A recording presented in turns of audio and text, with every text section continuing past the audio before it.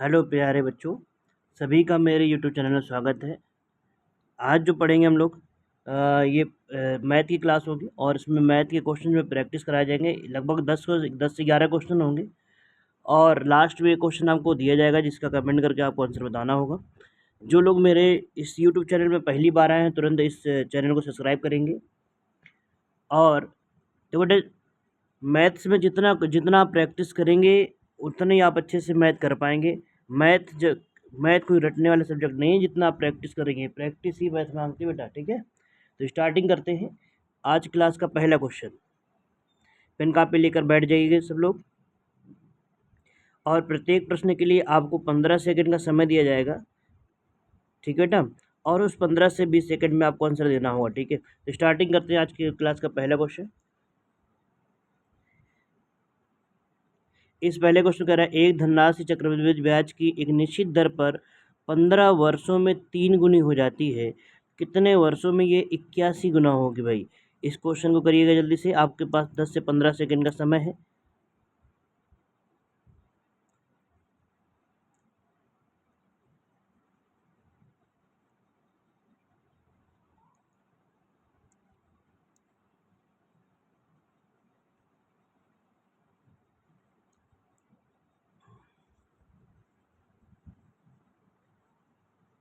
दीजिएगा, जल्दी से आंसर दीजिएगा भाई।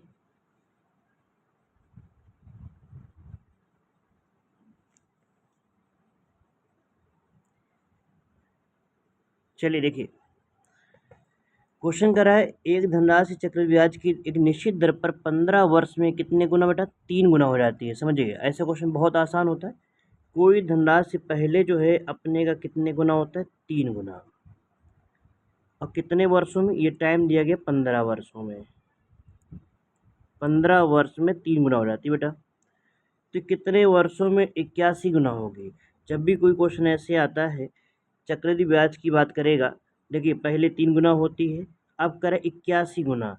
तो 81 जो गुना है ना, इसको क्या करेंगे, इसका मतलब होता है 3 की पावर बेटा कितना, 4। यानी जितने गुना की बात पूछा जाए हमेशा, जैसे 3 गुना तो 15 साल में, बेटा 81 कितने, 81 गुना होगा कितने साल में, तो 81 को 3 की पावर में लिख लेंगे, कितनी बार लिखेंगे, 4 बार। अब समझिए, यहाँ नहीं, यहाँ पर आ गया, यहाँ पावर कितना है, 4। पहले पावर कितना था, 1। पहले 1 गुना यानी समझो 1 हो रहा था यानी 15 साल में, अब 4 है ये पावर में, तो 15 × 4 कर देंगे बेटा, 15 × 4 = 60। आंसर आ जाएगा 60 वर्ष की बात करेगा। ठीक है, बहुत आसान है। पहले 3 गुना हो रहा था, अब 81 गुना, 81 गुना को पावर में बदल देंगे, जितना भी पावर में आएगा उसका गुणा कर देंगे समय में, तो यानी 15 × 60 आंसर आ जाएगा। अगला क्वेश्चन करिए, 15 सेकंड का समय है आपके पास।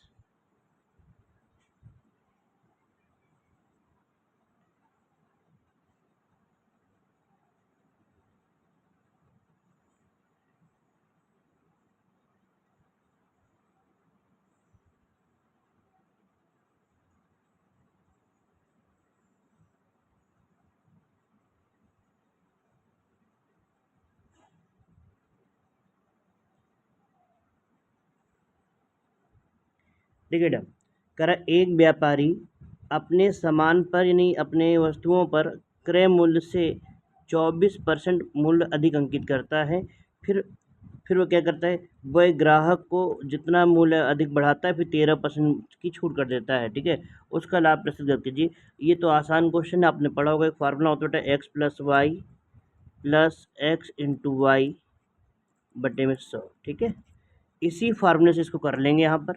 समझिए, अगर अगर रेट बढ़ेगा तो प्लस में रहेगा और जो वैल्यू कम होगी वो बेटा क्या रहेगा, माइनस में। ठीक है, समझना है क्वेश्चन कैसे करना है इस क्वेश्चन को, तो ये फार्मूला नोट कर लीजिएगा। अब देखिए क्वेश्चन कैसे करा, कह रहा है एक व्यक्ति, एक व्यापारी जो 24% मूल्य अधिक अंकित करता है यानी 24 प्लस में रहेगा, जो कम होता है वहाँ पर माइनस यानी छूट वाला कमी हो गई, फिर माइनस 24 × 13 बटे 100। बेटा इसको सॉल्व करेंगे, 24 में से 13 माइनस किया, यहाँ पर बचा 11, माइनस, सॉरी यहाँ पे 100 नहीं होगा, एक मिनट।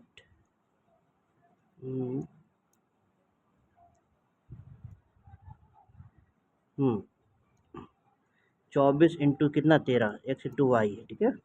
हाँ, इसको सॉल्व करना है तो 24 में 13 गुणा कर देते हैं बेटा।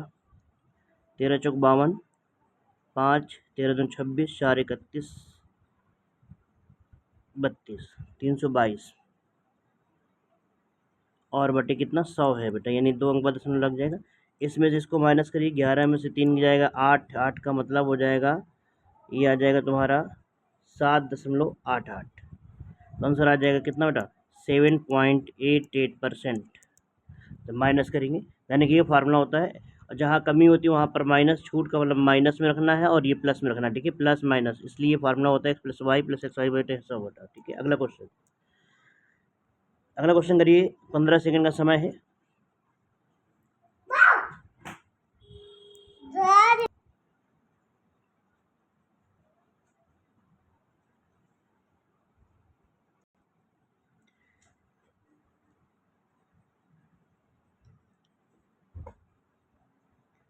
क्वेश्चन कह रहा है ए किसी कार्य को 16 दिन में, कोई ए है, उस कार्य को 16 दिन में कर सकता है। कह रहा है देखो बेटा, ए किसी कार्य को 16 दिन में, समझना, ए किसी कार्य को 16 दिन में कर सकता है, बी उसी कार्य को 18 दिन में कर सकता है। यदि वे 4 दिनों के लिए एक साथ कार्य करते हैं तो कार्य का कितना हिस्सा बचेगा।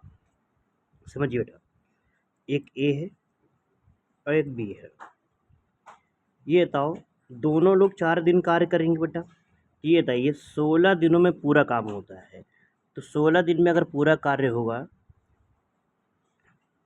तो एक दिन में, तो 16 दिनों में पूरा कार्य होगा तो 4 दिन में कितना काम होगा, यहाँ से लिख देंगे 4/16। 4 दिन में ए इतना कार्य करेगा, और बी 18 दिनों में पूरा काम करता है, तो बी भी तो इसमें 4 दिन काम करेगा, तो ए 4 दिन में 4/16 काम करेगा, अब बी 18 दिन में पूरा काम करता है, यानी 4 दिन में करेगा 4/18, ठीक है। पूछा गया काम कितना बचेगा, तो ये हो गया 4 दिन में 4/16, ये हो गया 4 दिन में 4/18, ठीक है ना। इसको प्लस कर लेते हैं, पहले काट दें, 4 एकम 4, 4 चौको 16 हो जाएगा, इधर 4 2 से कटेगा, 2 दूनी 4, दूनी 18 हो जाएगा बेटा। प्लस करेंगे, इनको प्लस कर देंगे, यहाँ से आ जाएगा कितना, एक बट इधर हो जाएगा 9, 9 प्लस 4 दूनी 8 बटे 36, यानी हो जाएगा कितना 17/36 कार्य हो जाएगा। 4 दिन में दोनों मिलकर 17/36 काम करेंगे। तो पूछा गया शेष काम, क्या पूछा गया बेटा, शेष काम। तो 36 में से 17 काम माइनस कर दो, शेष काम निकल आएगा। तो 36 में 17 घटाओगे बेटा तो ये आ जाएगा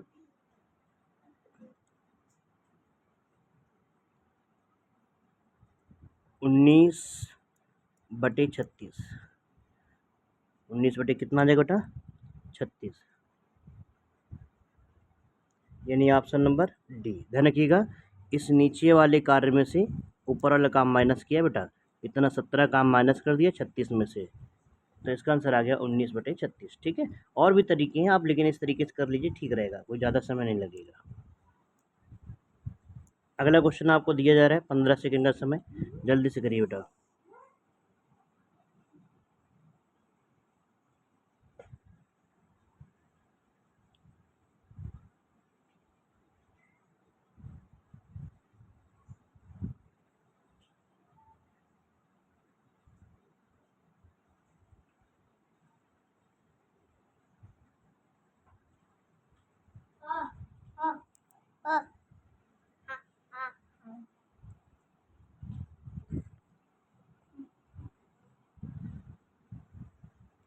क्वेश्चन कह रहा है बेटा, पी की वर्तमान आयु का 4 गुना, पी की वर्तमान आयु का 4 गुना क्यू की वर्तमान आयु से 19 साल ज़्यादा है।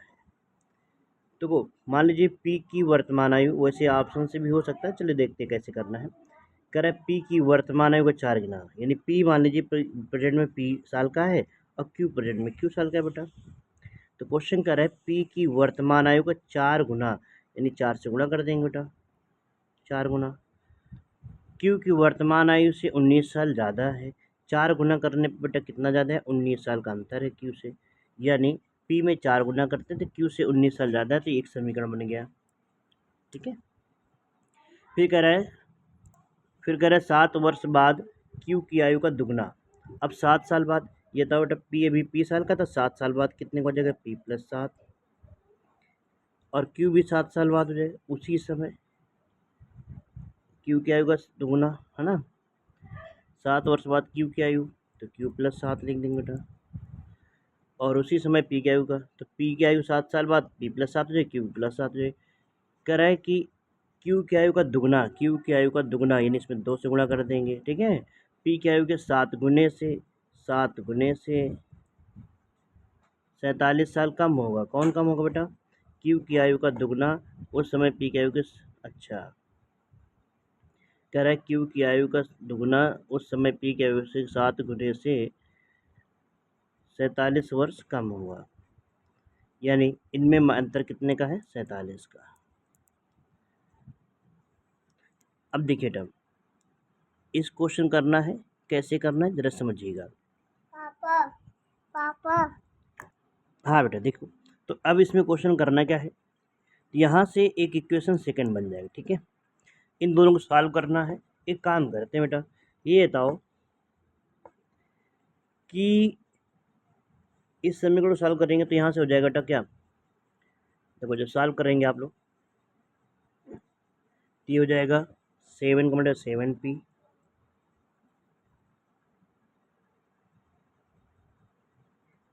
और प्लस 7 7 49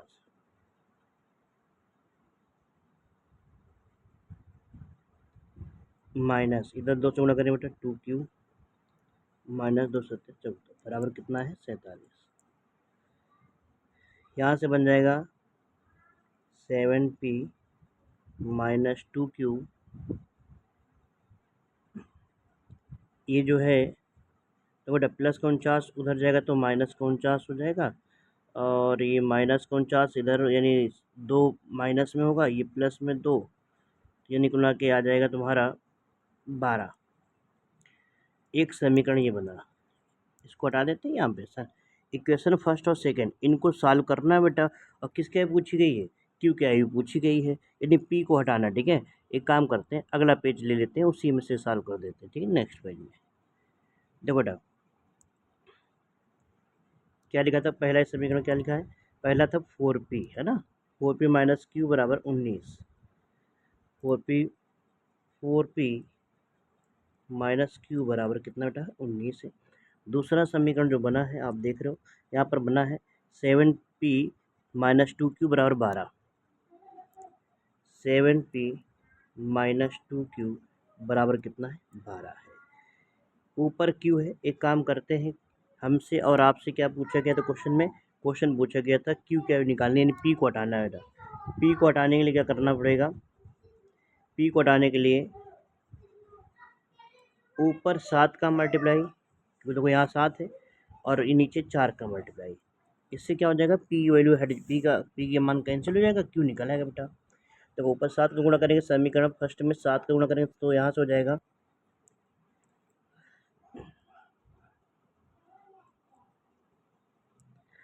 जब इसमें 7 गुणा करेंगे भाई, इस 7 का इसमें मल्टीप्लाई करेंगे तो ऊपर हो जाएगा 7 चौक 28 पी माइनस 7q बराबर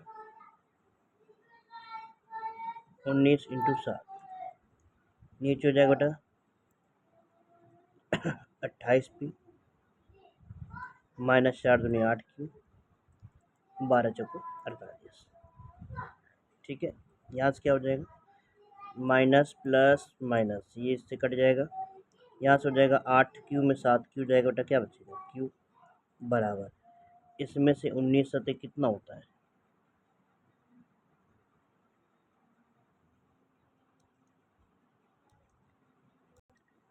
इससे गुणा करेंगे 19 से 133 आ जाएगा, 133 में 48 माइनस करेंगे बेटा, यानी 85। क्यू का मान सर क्या आएगा, 85, शायद ये पूछा गया है तो जरा क्वेश्चन में, तो इसका हाँ ऑप्शन में 85 है, क्या पूछा गया था, क्यू की आयु। ठीक है, अब एक तरीका ये था,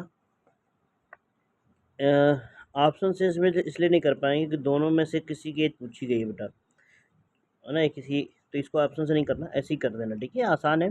पी क्या यू वर्तमान पी मान लीजिए, क्यू क्या यू क्यू मान लेंगे, तो क्वेश्चन जैसे कह रहा है वैसे ही करना और आंसर आ जाएगा। अगला क्वेश्चन देखिए, एक समबाहु त्रिभुज है ABC, 15 सेकंड का समय दिया जा रहा है, जल्दी से करिए भाई।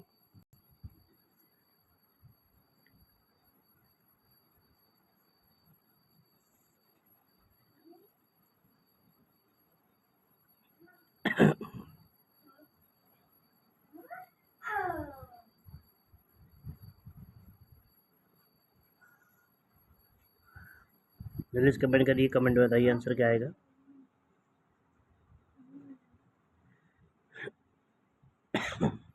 देखिए ना, क्वेश्चन करें, एक समबाहु त्रिभुज ABC का परिमाप दे रखा है। तो समबाहु त्रिभुज होता क्या है? देखो, समबाहु त्रिभुज का मतलब होता है जिसकी जिसकी तीनों भुजाएं क्या हो, बराबर हो। तीनों भुजाएं क्या हो बेटा, बराबर, समबाहु त्रिभुज। अब इसका परिमाप दे रखा है। परिमाप का मतलब होता है तीनों भुजाओं का योग, यानी तीनों भुजाएं, परिमाप का मतलब होता है, ध्यान रखिएगा हमेशा, तीनों भुजाओं का या चार भुजाएं जितनी भी होती हैं सबका योग होता है, ठीक है। यहाँ पर तीन भुजाओं का योग दे रखा है कितना बेटा, 22.2 सेंटीमीटर, ठीक है। एक काम करते हैं, तीन से भुजाएं, तीन से डिवाइड करें, तीनों भुजाएं बराबर हैं, तीन से भाग दीजिए, कितना आएगा, 3 7 21, यहाँ से हो जाएगा पॉइंट 3 चौको 12, यानी एक भुजा की लंबाई आ जाएगी कितनी बेटा, 7.4। अब ये बताइए भुजा की लंबाई, जो भुजा है उसकी लंबाई कितनी आ गई, 7.4, ठीक है। अब क्वेश्चन कर रहा है त्रिभुज का क्षेत्रफल ज्ञात कीजिए। तो सबसे पहले आप समझिए समबाहु त्रिभुज का क्षेत्रफल का फार्मूला क्या होता है। समबाहु त्रिभुज का क्षेत्रफल का फार्मूला होता है √3/4 भुजा स्क्वायर। जिनको नहीं याद है याद रखिएगा भाई, समबाहु त्रिभुज क्षेत्रफल फार्मूला क्या होता है, √3/4 भुजा स्क्वायर। अब यहाँ से √3/4 भुजा, भुजा कितनी बेटा, 7.4। 7.4 को इसको स्क्वायर होगा तो 7.4 को लिख सकते हैं बेटा हम लोग को, 37 दूना क्या होता है, 74 होता है। यानी यहाँ पर लिख देंगे 2 × 7 3.7, भुजा कितनी, 74 है। इस 74 बेटा ये लिख सकते हैं ना, 37 3.7 × 2, इसका स्क्वायर। यहाँ से हो जाएगा, देखो यहाँ से हो जाए बेटा, √3/4 है, इस 2 का स्क्वायर करेंगे कितना आएगा, 4, यानी यहाँ से हो जाएगा √3/4 और इधर हो जाएगा कितना, 4, और भुजा 3.7 का स्क्वायर, 3.7 का स्क्वायर हो जाएगा बेटा, ये 4 कैंसिल। देखो ऑप्शन देखो, 3.7 यूनिट डिजिट 7×7 = 49, यूनिट डिजिट में 9 आना चाहिए। तो यूनिट डिजिट 9 किसमें है, इकाई का क्या है, 9, यहाँ नहीं, option number D, option number D होगा इसका आंसर बेटा। अगला क्वेश्चन देखिए, कह रहा है दो संख्याओं में अनुपात 5:3 है, यदि उनके एलसीएम एचसीएफ का गुणनफल इतना है तो संख्याएं ज्ञात कीजिए। जल्दी से करिए, 10 सेकंड का समय है, ये आसानी से कर लेंगे आप लोग।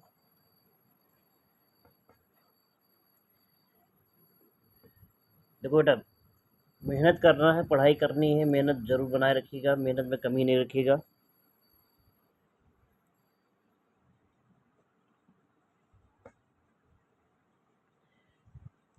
यहाँ पर वही प्रश्न कराए जाते हैं जो पेपर में एग्जाम में पूछे जाते हैं जिस तरीके, और आप ऐसे अगर मेहनत करते रहेंगे तो भले ही आपने मैथ के चैप्टर भी अच्छे से पढ़े नहीं होंगे, लेकिन आप प्रैक्टिस कर लेंगे तो बहुत अच्छे से कर पाएंगे बेटा। कह रहा दो संख्याओं में अनुपात दिया गया 5:3। देखिए एलसीएम एचसीएफ दे रखा बेटा, आपने फार्मूला सुना हो बेटा, दो संख्याएं यानी फर्स्ट इंटू सेकेंड बराबर क्या होता है बेटा, एलसीएम इंटू एचसीएफ। सुना होगा, सबने सुना जा, सब बच्चे जानते होंगे कि दो संख्याओं का गुणनफल उनके लासा मासा के बराबर होता है बेटा। एलसीएम का लासा हो गया और ये मासा, एचसीएफ का मासा हो गया, ठीक है। अब दो संख्याओं में अनुपात दे रखा है कितना बेटा, 5:5। देखो समझना, दो संख्याओं में अनुपात 5:3 है, यानी लासा मासा में भी अनुपात क्या होगा, लासा मासा में भी अनुपात बेटा इतना ही होना चाहिए, है ना। तो एक काम करते हैं, ऑप्शन देखो जरा, किस ऑप्शन में रेशियो में 5 और 3 का अनुपात है। देखो इसको काटेंगे तो 5 और 3 नहीं कटेगा, 5 3 ये भी नहीं बनेगा, ये भी नहीं बनेगा। इस ऑप्शन में यानी 55 और 33 में बेटा, इनमें रेशियो निकालेंगे, इनमें अनुपात निकालेंगे, 11 25 55, 11 3 33। देखो 5:3 का अनुपात मिल जाएगा। ठीक है, तो ऑप्शन नंबर पहला ही सही है। इसको ऑप्शन से आसानी से कर लेंगे, कोई मेहनत नहीं करना आपको। अगला क्वेश्चन, ये बहुत देखने में कुछ बच्चे तो इसको डायग्राम को देख करके छोड़ देते हैं ऐसे क्वेश्चन, लेकिन आप आसानी से कर पाएंगे। कैसे? अब इसमें कहा गया है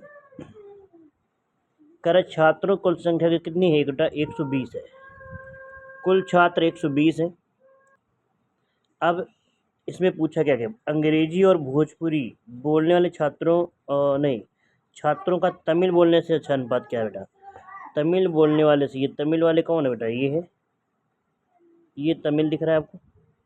तमिल वाला कौन हो गया इसमें? तो तमिल बोलने वाले से अनुपात पूछा क्या बेटा? ये तमिल दिख रहा है।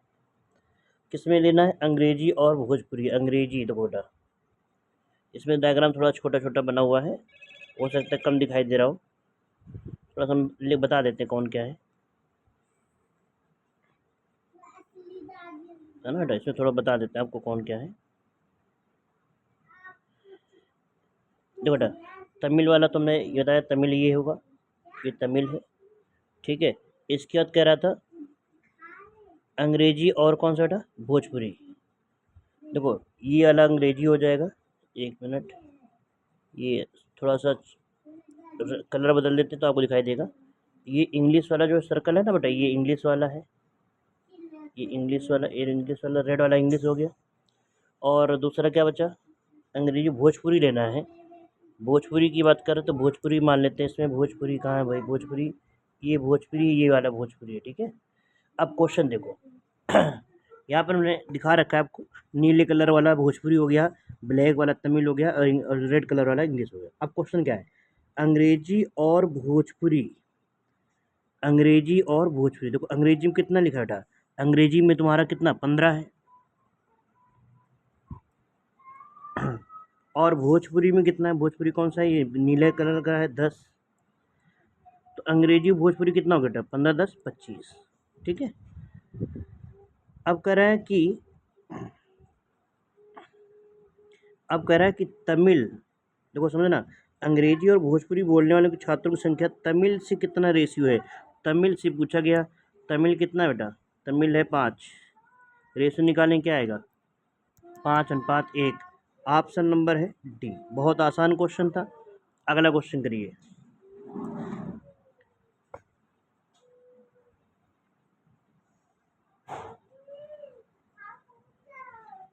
जल्दी से करिए बेटा, दिमाग लगाइए इस क्वेश्चन में। देखो ये क्वेश्चन पूछा गया है, जीडी कांस्टेबल में पूछा गया था 2021 में।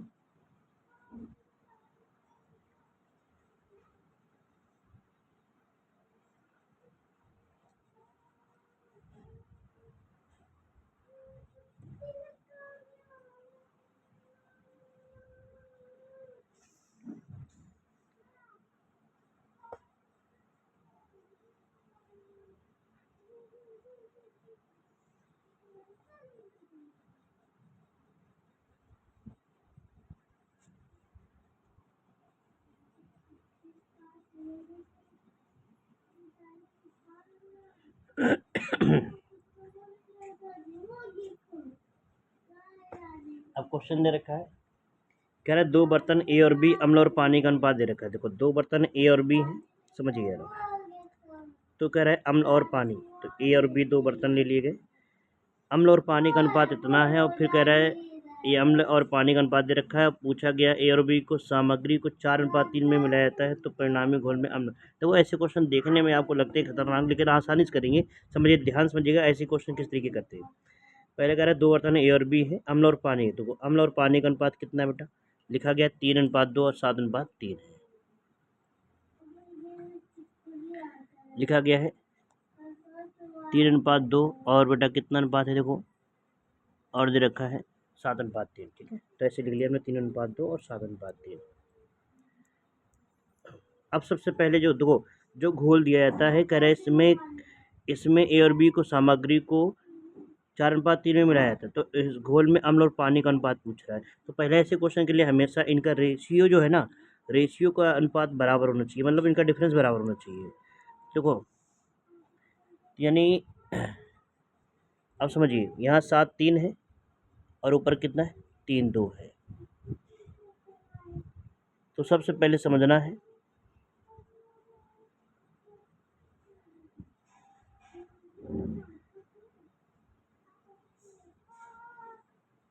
देखो 7 और 3 में अंतर कितना बेटा, 4 का अंतर है। 3 2 में अंतर कितने का है, 1 का अंतर है ना। तो अब समझना है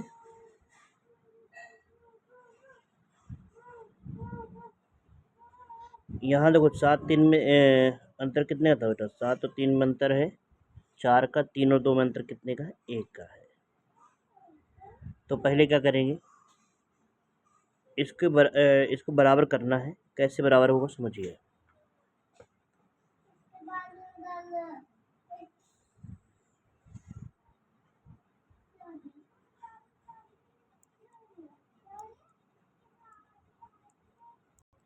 हाँ बेटा देखो, पहले इस कैसे बराबर करना समझिए फिर से एक बार।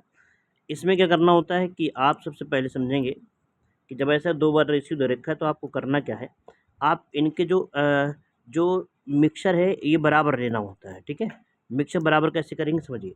यहाँ पर मिक्सचर कितना होगा, 3 2, देखो ये टोटल मिक्सचर बन जाएगा कितना, 3 2 5, और ये टोटल बन जाएगा 7 3 10, है ना। बराबर है नहीं बेटा, ऊपर वाले में 2 को गुणा करेंगे तो बराबर हो जाएगा, यानी यहाँ से हो जाएगा।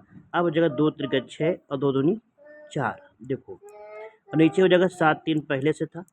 अब आप ध्यान समझिए, इनमें रेशियो क्या है, मतलब मिक्स देखो 6 4 10 7 3 10, इनकी मात्रा बराबर होगी, किसमें, ए और बी में, अम्ल और पानी का अनुपात। ठीक है, अब क्वेश्चन कह रहा है कि अम्ल और पानी का अनुपात क्या होगा जब इसको 4:3 में मिलाया जाता है। तो जब भी ऐसा कोई क्वेश्चन आता है 4:3 में मिलाया जाए, जितने भी अनुपात मिलाया जाए, आप क्या करेंगे, जितने अनुपात तो अम्ल और 4 और 3 को गुणा कर देंगे। ठीक है, तो यानी यहाँ से हो जाएगा, देखो जब गुणा करेंगे तो ये हो जाएगा 4 चौको 16, 4 6 24, यानी यहाँ से लिख देंगे, ऊपर लिख देंगे बेटा,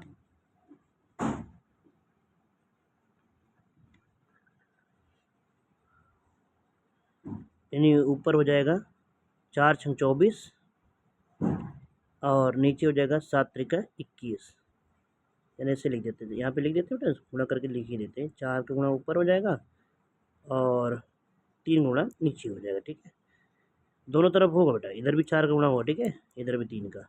अब ये हो जाएगा 4 6 24 और ये हो जाएगा 7 त्रिक 21, जोड़ेंगे 24 और 21 कितना हो जाएगा, 45, ये अम्ल। और ये 4 चक्को 16 और 3 तिका 9, 16 9 कितना हो जाएगा, 25। इनका अनुपात निकाल देना, 5 एकम 5 और पानी है 45, आंसर आ जाएगा 9:1। 9:1, 9 सॉरी 5 घाटे 5 25, 9:5, ऑप्शन नंबर सी।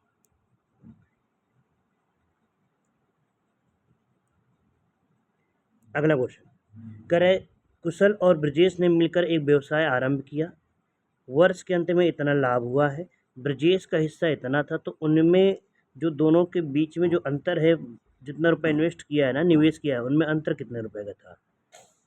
ठीक है, अब देखो क्वेश्चन कैसे करना, कुशल और ब्रजेश दो लोग बेटा, कुशल और ब्रजेश। अब एक चीज़ समझना, जब भी ये क्वेश्चन है पार्टनरशिप का, साझेदारी का। ठीक है, अब जब ऐसा क्वेश्चन आता है ना तो आप क्या करेंगे समझना बेटा, एक मिनट देखो बेटा, तो हमेशा ध्यान रखिएगा, जो जिस अनुपात में आप देखो, जैसे दो लोग व्यापार करते हैं, जिस अनुपात में वो पूंजी अपना लगाएंगे, मान लीजिए किसी ने 10 रुपये इन्वेस्ट किए, किसी ने 5 रुपये, किसी ने 10,000 रुपये, किसी ने 5,000 रुपये इन्वेस्ट किया, तो जो ज़्यादा रुपए लगाएगा उसको ज़्यादा प्रॉफिट मिलेगा, जो कम रुपए लगाएगा उसको कम प्रॉफिट मिलेगा। ठीक है, अब कह रहा है टोटल दोनों ने मिलकर लगाया कितना बेटा, 63,300 लगाया। अब उनमें से ब्रजेश का हिस्सा कितना है बेटा, 2,200 रुपये, लेकिन 2,200 किस में, लाभ में से है। तो यानी जो लाभ का अनुपात होता है, देखो भाई, जो प्रॉफिट का अनुपात होता है वही इन्वेस्ट के अनुपात के बराबर होता है बेटा, सॉरी, इन्वेस्ट के अनुपात के बराबर होता है, यानी जितनी पूंजी लगाओगे उसी अनुपात के अनुपात में क्या मिलेगा, तुमको प्रॉफिट मिलेगा। यहाँ एक काम करते हैं, इनका प्रॉफिट निकाल लेते हैं, प्रॉफिट का रेशियो कितना है ये बताओ, कुल लाभ कितना हो, 17,600, 2,200 इसमें घटा लेते हैं, 2,200 ब्रजेश का हिस्सा है ना, ब्रजेश को मिला है 2,200 रुपये, तो फिर 17,600 में 2,200 कम कर दिया गया, कितना आ गया बेटा, 15,400, ठीक है, इतना रुपया प्रॉफिट में से इसको मिलेगा। अब समझिए, अब यहाँ से क्या करेंगे, इनका रेशियो निकालते हैं। 2 जीरो से 2 जो कटेंगे बेटा, 22 एकम 22, 22 सत्ते 100, यानी रेशियो क्या बना, 7:3। अब देखो, इस अनुपात में प्रॉफिट होगा, इसी अनुपात में ये लोग पूंजी निवेश करेंगे।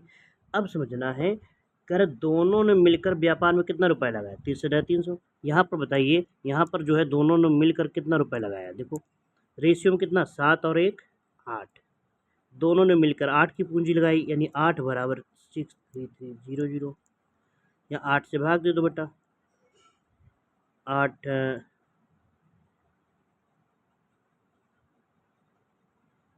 8 एक 8 सत्ते 56, 8 सत्ते 56 हो जाएगा बेटा, कितना बचेगा, 56 4 60, 3 63,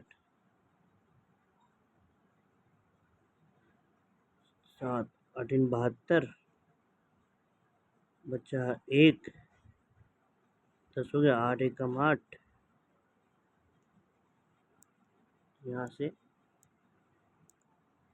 हाँ भाई, तो 7 9, और यह आ जाएगा 1 2.5, इतना आ जाएगा। एक रेशियो का मतलब इतना रुपया है बेटा। अब ये बताओ, क्वेश्चन पूछा उनके निवेश में कितना अंतर है, तो इनमें अंतर पूछा गया इन दोनों में, तो अंतर कितने का है बेटा, 6 का। तो 1 की वैल्यू आ गई, 1 का यूनिट का मतलब इतना आ गया, तो 6 की वैल्यू पूछा, 6 से गुणा कर दो, आंसर आ जाएगा बेटा। 6 से गुणा करेंगे इसमें, तो आपका ऑप्शन नंबर आ जाएगा सी ऑप्शन, क्या आएगा, सी ऑप्शन। अगला क्वेश्चन देखिए, कह रहे आरोही 907 किलोमीटर दूर स्थित लखनऊ 14 घंटे में पहुंचना है। यानी आरोही को कहा गया कि भाई 9 से 14 घंटे में घर मतलब लखनऊ पहुँच जाएगा, इससे लेट नहीं होना, नहीं दिक्कत हो जाएगी भाई आरोही के लिए, घर में पिटाई हो जाएगी उसकी, है ना। अब समझो कितना समय लेना उसको, उसको टोटल दूरी दे रखी 907, और 907 किलोमीटर जाने में टोटल समय देना है उसको कितने घंटे, 14 घंटे। ठीक है, होता क्या है, वो पहले 5 घंटे प्रारंभिक चाल 32 किलोमीटर पर घंटे, यानी 1 घंटे में 32 किलोमीटर चलती है। अब समझिए, पहले वो 5 घंटे चलती है, अब 1 घंटे में कितने किलोमीटर बेटा, 32 किलोमीटर, तो 32 इंटू 5, यानी कितना हो जाएगा ये, 160 किलोमीटर। तो पहले वो गए 5 घंटे में 160 किलोमीटर, उसे टोटल जाना कितना बेटा, 907 किलोमीटर। ठीक है, इसमें 160 किलोमीटर, फिर अगले 81 किलोमीटर की स्पीड इतनी है, तो अगले 81 किलोमीटर और गई है वो, समझना है बेटा। 907 किलोमीटर जाना था, 160 किलोमीटर चल चुकी, 81 किलोमीटर चल चुकी, इसको माइनस कर देंगे तो 7 में से किधर गया, 6 बचा, इधर माइनस करेंगे तो 6, फिर से माइनस किया तो 6, इतने किलोमीटर बचा है। अब कह रहा है कि लखनऊ पहुंचने के लिए अब किस चाल चलना पड़ेगा, चाल बराबर क्या होता है, दूरी बटे समय, तो दूरी तो बची है 666 किलोमीटर। अब समय कितना बचा है हमारे पास, तो ये बताओ बेटा कि यहाँ पर ये जो 160 किलोमीटर दिया गया था ना, 5 घंटे में चली थी वो, तो इसमें 5 घंटे लग गए।